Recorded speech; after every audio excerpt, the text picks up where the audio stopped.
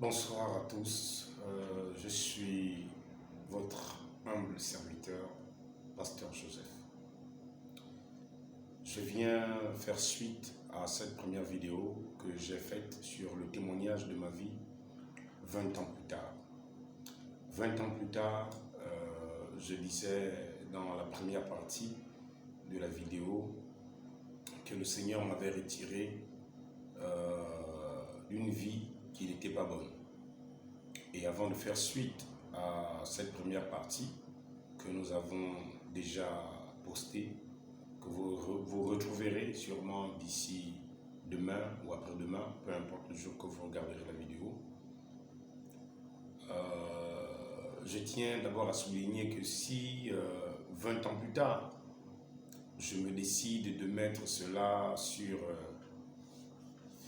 une chaîne YouTube, c'est parce que plusieurs personnes se servent de ces chaînes pour diffuser des informations de plusieurs manières. Si je me suis dit, si le diable arrive à utiliser ces réseaux d'information et de communication pour transmettre de mauvaises choses, faire de mauvaises choses, il n'y a pas que de mauvaises choses sur YouTube, hein. Il y a aussi de très bonnes choses. 20 ans plus tard, je j'aimerais témoigner de comment Dieu a fait pour me garder et me maintenir jusqu'à ce jour dans sa parole et dans sa volonté. Donc, j'ai plusieurs personnes qui m'apprécient, j'ai plusieurs personnes qui m'aiment bien et qui ne savent vraiment pas comment Dieu a fait pour aller me chercher. Et je disais dans la première vidéo, si cette vidéo que je fais, que je vais diffuser pour qu'elle soit au maximum suivie, c'est pour dire à quelqu'un, si tu traverses des moments difficiles, si tu passes du temps à l'addiction de vin, à la cigarette et à toutes ces choses, sache qu'il y a quelqu'un qui est passé par là. Aujourd'hui, je suis très apprécié dans les églises, dans les prisons où je prêche, dans les nations. Dieu sauve des âmes par ce ministère. Ce n'est pas par hasard. Je viens de quelque part où Dieu est venu, je pourrais dire me racheter. Il est mon rédempteur. Il est celui qui est venu me racheter de là où j'étais, qui est venu me chercher de là où j'étais et qui m'a pardonné tous mes péchés parce que j'ai décidé de confesser que lui seul est Seigneur et Sauveur de ma vie. Et je me suis engagé depuis 2004, pour rappeler la date, le 3 avril 2004, le jour de l'accident, et le 7 avril 2004, le jour d'un engagement qui sera décisif, un engagement qui ne sera pas de tout repos. De 2004 à aujourd'hui, du 3 avril 2004 à aujourd'hui, ça me fait 20 ans, jour pour jour, je prêche et je présente l'évangile du Seigneur Jésus-Christ qui m'a restauré, qui m'a rétabli. Donc je viens pour témoigner ce que Jésus-Christ a fait 20 ans plus tard. Je suis Gabonais de nationalité, profession, je suis entrepreneur au Gabon. J'ai une entreprise qui est Joseph Multiservice qui fait dans le bâtiment.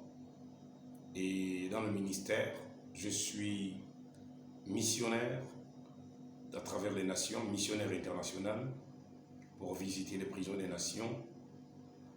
Et je suis aussi pasteur d'une église au sud de notre pays, plus précisément à Mayumba, dans la province de la Nyanga. Voilà un peu mon identité et ma personnalité. Bien, j'aimerais vous lire quelque chose avant de continuer. La Bible dit ceci. L'Éternel ton Dieu, Deutéronome chapitre 30, verset 6. L'Éternel ton Dieu circoncira ton cœur et le cœur de ta postérité. Et tu aimeras l'Éternel, ton Dieu, de tout ton cœur, de toute ton âme, afin que tu vives. Le verset 7. l'Éternel, ton Dieu, fera tomber toutes ces malédictions sur tes ennemis, sur ceux qui t'auront haï et persécuté. Verset 8. Et toi, tu reviendras à l'Éternel, tu obéiras à sa voix, et tu mettras en pratique tous ces commandements que je te prescris aujourd'hui. Tu reviendras à l'Éternel. Le verset 9 dit, dans Deutéronome 30, l'Éternel, ton Dieu, te comblera de bien en faisant prospérer tout le travail de tes mains. Et c'est ce que je vois dans ma vie, par la grâce de Dieu. Le fruit de tes entrailles, le fruit de tes troupeaux, le fruit de ton sol, car l'Éternel prendra de nouveau plaisir à ton bonheur. Il prendra plaisir à ton bonheur. Comme il prenait plaisir à celui de tes pères.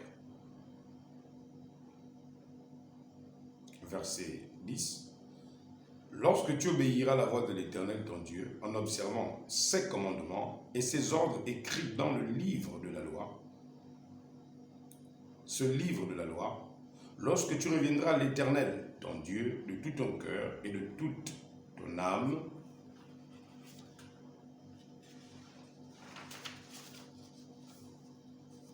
ce commandement que je te prescris aujourd'hui n'est certainement pas au-dessus de tes forces et hors de ta portée. Il n'est pas dans le ciel pour que tu dises qui montera pour nous au ciel et nous l'ira chercher, ou qui nous le fera entendre afin que nous le mettions en pratique. Le verset 13. Il n'est pas de l'autre côté de la mer pour que tu dises qui passera pour nous de l'autre côté de la mer et nous l'ira chercher, et qui nous le fera entendre afin que nous le mettions en pratique. Verset 14.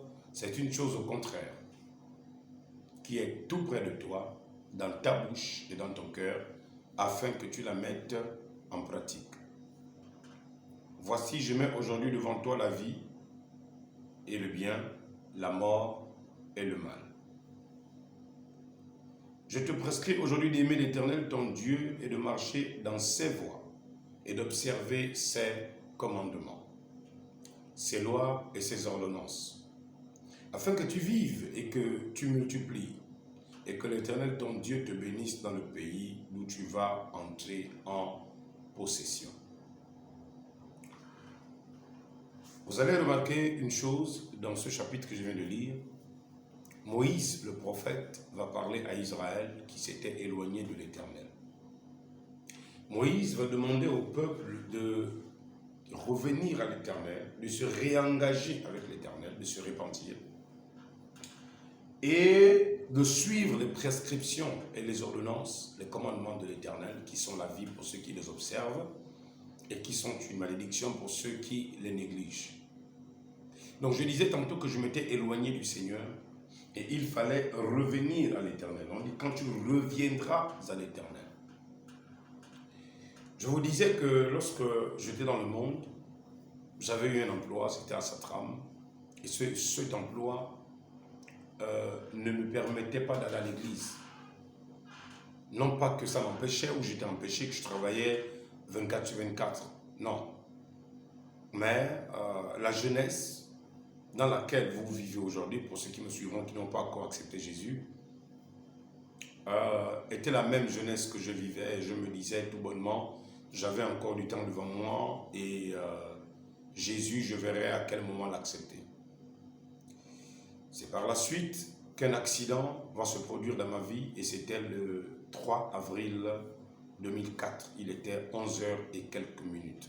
12 heures avant que le soleil n'arrive à son sommet et à son plein milieu, en son centre. Je me rappelle, 8 mois plus tard, 8 mois avant, cherchant de l'emploi dans la ville de Port-Gentil, déposant des dossiers ça et là, Satram est l'une des entreprises où j'étais allé déposer mon dossier. Mais arrivé dans cette entreprise, celui qui était à la DRH l'une des personnes qui recevait les dossiers m'avait dit non, mais si je prends ton dossier, je vais le jeter à la poubelle. Sèchement comme ça. Ça m'avait donné un goût amer de continuer mon combat pour déposer des dossiers ça et là dans les entreprises. Découragé, je vais rentrer au quartier, je crois à pied, parce que même pour avoir un taxi en 2004, c'était difficile.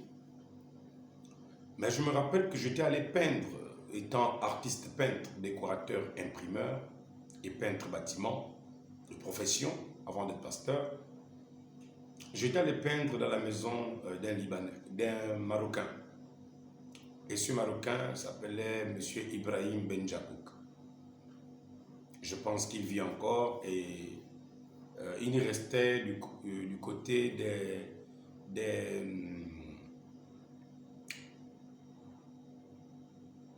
des maisons qui sont non loin du feu rouge total. Mais en allant à la première entrée à droite pour aller vers le canal, il avait une maison là-bas et ses enfants avaient besoin des dessins de Mickey, ça et là, pour essayer de mettre des images sur les murs de la chambre. Chose que je veux faire. Pendant tout ce temps, je rappelle que je suis païen, je suis un bon mondain, un très mal mondain, pour ne pas dire bon, parce qu'un mondain n'est pas bon. Un mauvais mondain qui vit une vie de jeunesse, qui croit qu'il a beaucoup de temps devant lui, mais qui ne savait pas qu'un accident tragique allait arriver sur sa route pour l'emmener soit à la mort, soit à la vie. Donc, je vais aller peindre et M. Ibrahim Benjakouk, après avoir peint, heureux et satisfait, avec la joie de ses enfants, il va se mettre à me donner une carte de visite que je vais garder pendant des mois. Mais je m'étais rappelé qu'il m'avait dit, au cas où tu auras besoin de quelqu'un ou d'un service, ou de quoi que ce soit, appelle-moi. Donc, étant en prière pendant tout ce temps, je me rappelle que j'avais un endroit dans la chambre à Port-Gentil, au terrain familial, à la Vie Moderne, le quartier, où je priais dans ma chambre, chaque soir, chaque matin. Je me mettais à genoux, tout en étant toujours païen. Je disais à Dieu, si tu me donnes l'emploi, je vais payer les dîmes, je vais payer les offrandes. Je disais au Seigneur sans cesse ces paroles. Si tu me donnes l'emploi, je vais payer les dîmes, je vais payer les offrandes. Mais j'étais toujours encore dans le monde. Ah voilà, j'ai oublié. J'avais dit aussi que j'irais à l'église. Donc, je suis d'abord, premièrement, de profession catholique, où nous avions servi comme servant de messe à Port-Gentil, à Mayumba, où je suis originaire. Et voilà un peu ce qui va m'amener à accepter le Seigneur Jésus. C'est ce qui va se passer. C'est ce qui va se passer. Qu'est-ce qui va se passer dans ma marche chrétienne? Je reviens vers vous.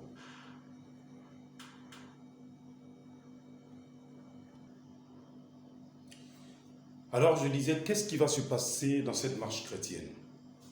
Dans cette marche chrétienne, qu'est-ce qui va me pousser à accepter le Seigneur Jésus? C'est la date du 3 avril dans laquelle nous sommes aujourd'hui, où un de mes chefs va venir pour me chercher à aller peindre, comme je disais dans la première vidéo, un panneau, parce que les chefs nous avaient recommandé d'écrire avec des images et tout ce qu'il y avait comme images de sécurité, les casques, les gants, sécurité, voilà. Un panneau de signalisation sur les équipements, les EPI. Et c'est ce que les chefs nous avaient recommandé. Et mon chef de service, qui était David Ognagnin, va venir vers moi. Et c'était le 3 avril, le samedi. Or, le 2 avril 2004, en rentrant du travail, je rappelle que tout ce temps je suis païen, je suis dans le monde, je suis dans les bars de Port-Gentil. Je vais refuser. Ils vont me dire non, allons, Régis, tout ça. Je lui dis non, moi je ne pars pas. Tant que mon salaire n'est pas augmenté, je ne pars pas. Il m'a dit non, mais allons, on va voir après, tout ça. Je dis non. Depuis là, je n'ai pas de primes, tout ça, je ne bouge pas. Voilà. Et il va partir, il va revenir une seconde fois. Je vais refuser. Mes collègues de travail, nous étions au terre-plein. Ceux qui connaissent Port-Gentil, dans le Prague, au terre-plein, où se trouvait la direction des opérations, ce que nous appelions la DOP de Satram.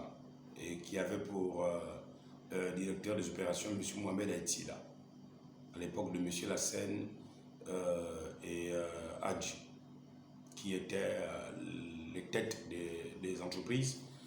Satram, EGCA, Manu TP, Antares et Sogapips et plusieurs autres branches. Donc il va venir me chercher, il va me dire non mais allons, tout ça, je veux dire non, moi je ne bouge pas, voilà, il faut d'abord m'augmenter la prime et ainsi de suite. Bon, je suis bourré encore dans le vin, il faut rappeler que je suis rentré à 5 h du matin, là nous sommes à 10 h, 11 h, donc j'ai encore du vin dans le sang. Donc arrivé au boulot, quelqu'un avait pris ma combinaison parce qu'il y a ceux qui travaillaient la nuit, ils avaient travaillé avec ma combinaison, il y avait eu la pluie, je vous avais dit dans la première vidéo, et elle s'était mouillée. Donc j'ai fait de la sauvagerie dans le lieu où nous nous échangions. J'ai commencé à insulter à gauche et à droite et à parler mal. Tout ça, ma vie n'était pas bonne, je peux vous le dire. Je regrette la vie que j'ai vécue dans le monde, dans le nom du Seigneur Jésus. Je regrette.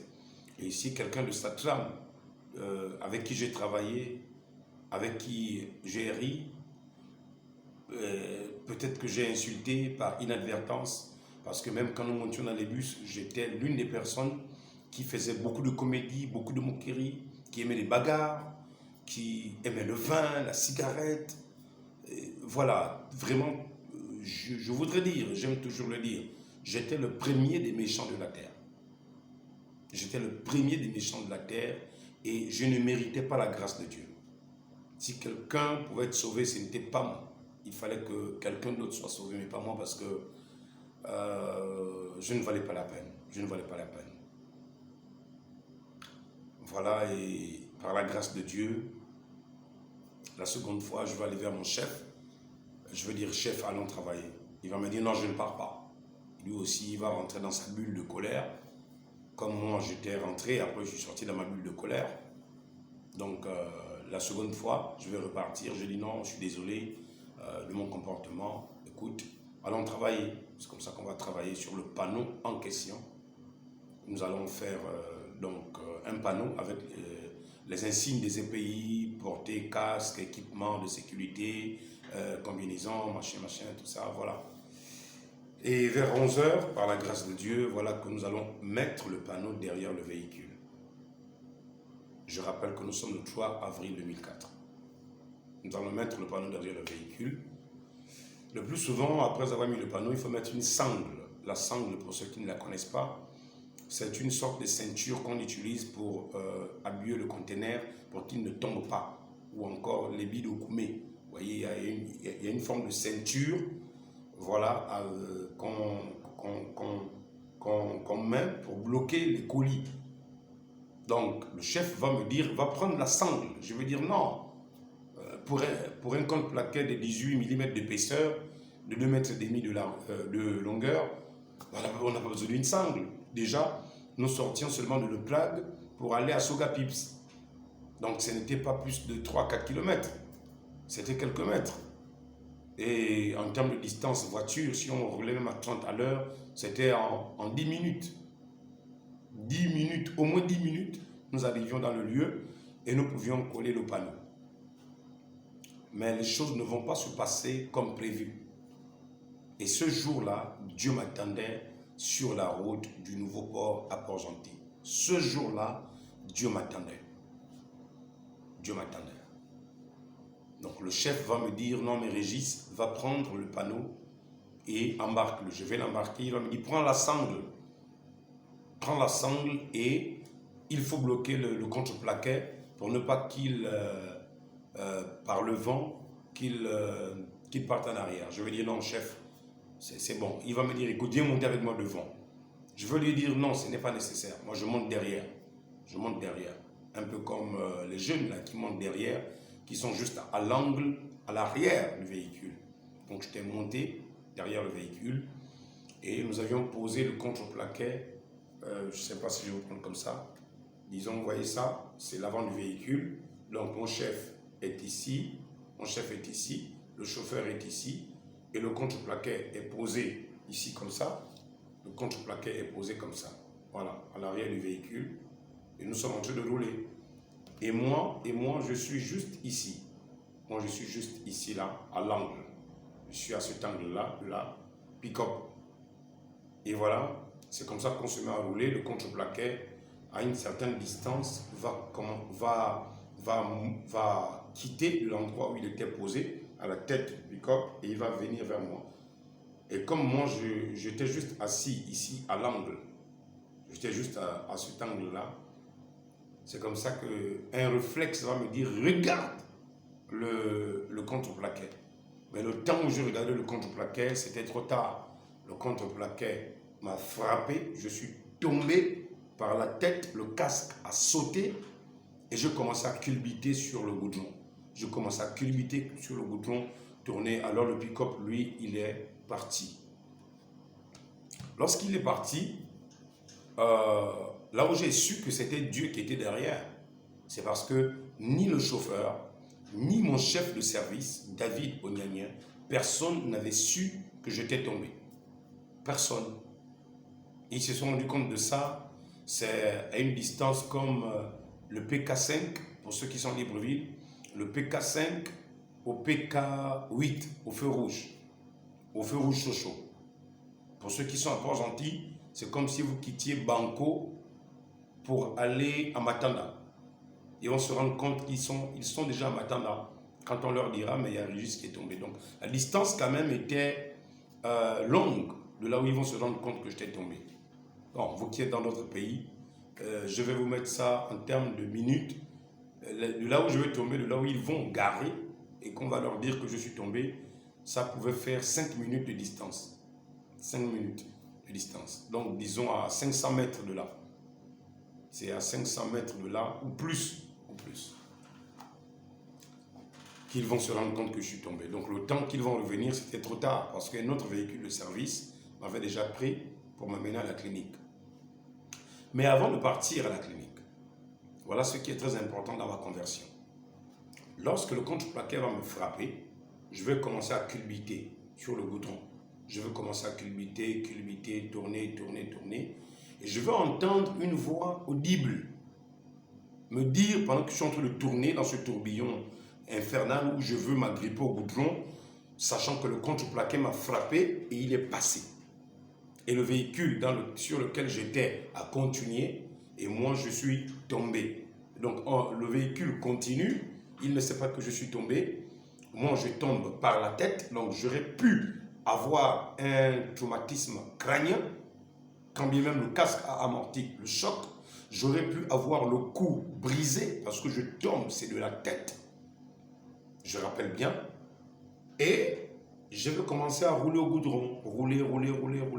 Je vais entendre une voix pendant que je suis en train de rouler me dire, dis au nom de Jésus. Dis au nom de Jésus. La voix est venue une fois. Dis au nom de Jésus. J'ai refusé. J'ai voulu m'agripper au goudron comme quelqu'un qui veut s'agripper. J'essaye de m'agripper au goudron pendant que je suis en train de rouler. J'essaye de m'agripper au goudron. Non, mais je continue de rouler. Je continue de rouler à une longue distance. Peut-être 100, 200, 300 mètres. Je suis en train de rouler. Après, je vais entendre encore cette voix revenir audiblement pendant que je suis en train de rouler. Elle va me dire, dis au nom de Jésus. C'est à cet instant seulement que je vais dire au nom de Jésus. Quand je vais dire au nom de Jésus, je vais arrêter de rouler. C'est comme, vous voyez, on vous lance une balle. Lorsqu'on vous donne la passe du ballon pour les footballeurs, vous bloquez le ballon par le bas du pied.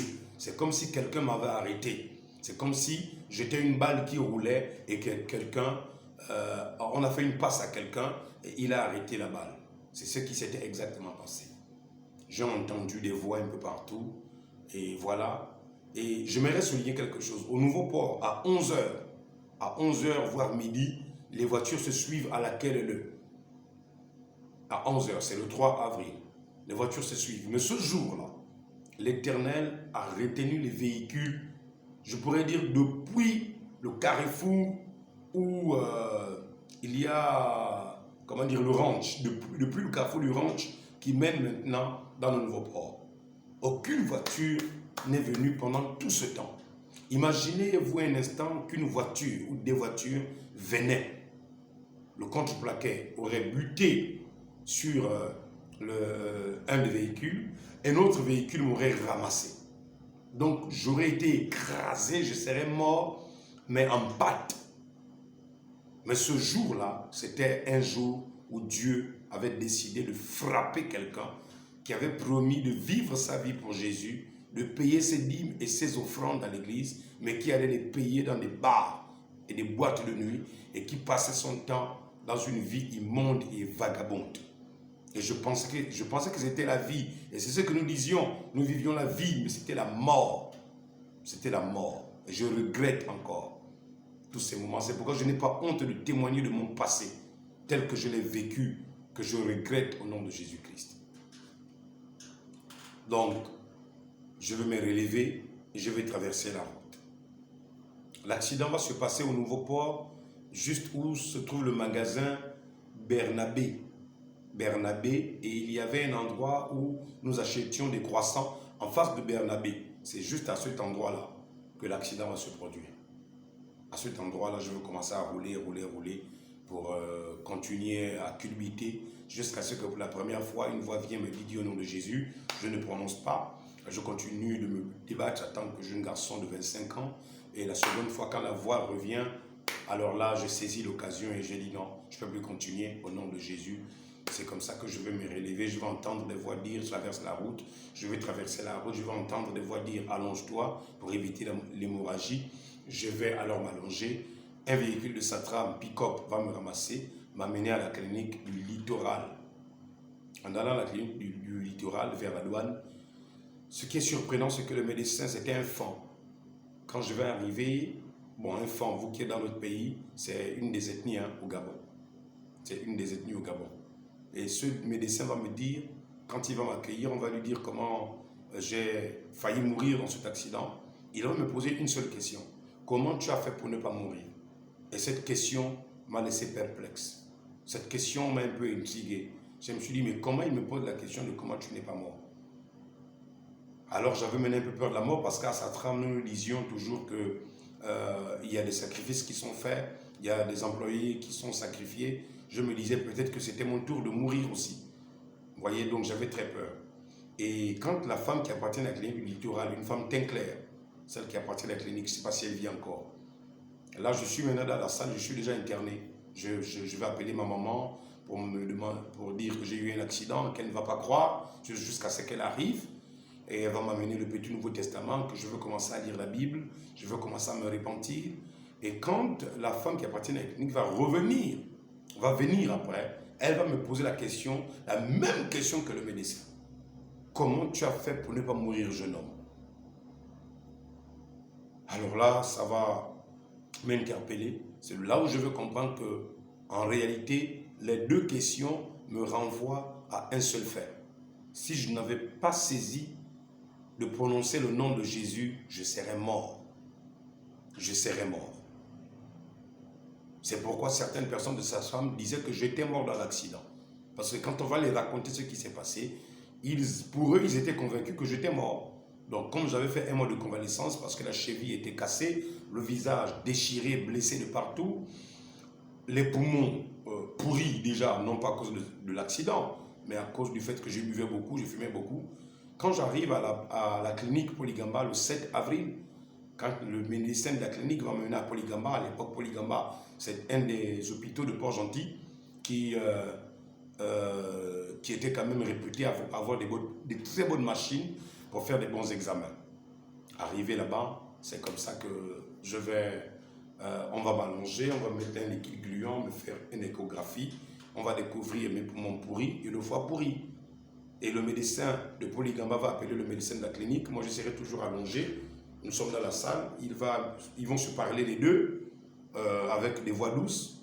Et le médecin de la clinique, en revenant, il va me dire, jeune homme, est-ce que tu bois?